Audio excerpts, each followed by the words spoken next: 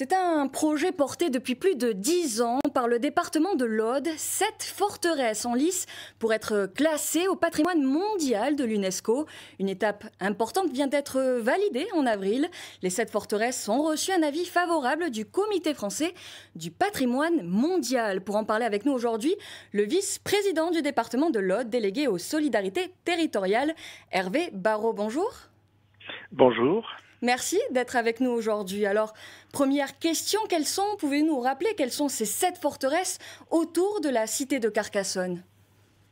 Eh bien, il y a la cité de Carcassonne qui est l'élément central, et puis autour, il y a 6 forteresses que sont Aguilar, sur la commune de Tuchan, Peyre-Pertuse sur la commune de Duyac, Quéribus sur la commune de Cucugnan, le château de Puylaurent, le château de Termes, tout ça c'est dans le département de l'Aude, et le château de Montségur, qui est dans le département de l'Ariège, et j'ai oublié, les châteaux de l'Astours, qui sont au nord de Carcassonne, et qui font partie donc de l'ensemble de ces forteresses qui sont aujourd'hui candidates au patrimoine mondial. On les surnomme les citadelles du vertige, pourquoi? Alors ça c'est une expression un peu ancienne, oui, c'est les citadelles du vertige, parce que ce sont des châteaux qui ont été, à l'exception de Carcassonne, qui ont été reconstruits après la période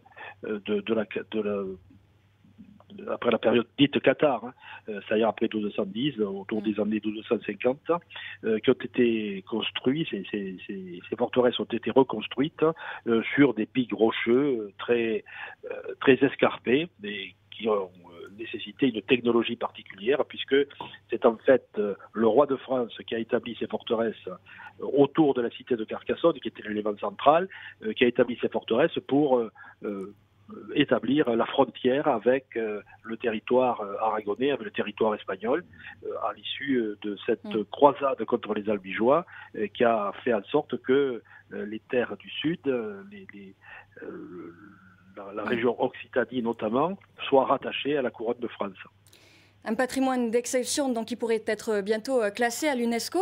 Il y a cette dernière étape qui date d'avril dernier, Hervé Barraud, une étape cruciale dans l'avancée du dossier. Oui, c'est une étape cruciale parce que, si vous voulez, on travaille depuis 10 ans à justifier de la candidature, à faire valider la valeur universelle exceptionnelle de ce bien, puisque c'est la terminologie de l'UNESCO, et on a dû travailler, bien sûr, à la mise en place d'un certain nombre de périmètres de protection autour des sites, travailler à l'intégrité, à l'authenticité de cette candidature, et là, on a, au terme de 5 auditions auprès du ministère, reçu une validation de principe de notre candidature, en nous disant bien sûr qu'il faudrait que d'ici la fin de l'année, nous déposions le dossier. Et à partir du moment où on dépose un dossier, ça veut dire quand même que ce dossier est destiné, l'État français prend d'une certaine manière l'engagement à déposer ce dossier auprès des instances mondiales, et donc on est vraiment dans le début de la phase finale de notre très long processus. Donc concrètement, ces forteresses pourraient être inscrites quand au patrimoine de l'UNESCO? Écoutez, si les choses se passent comme cela nous est indiqué, la complétude, l'examen du dossier par les instances nationales se ferait d'ici la fin de l'année, et d'ici la fin de l'année 2024.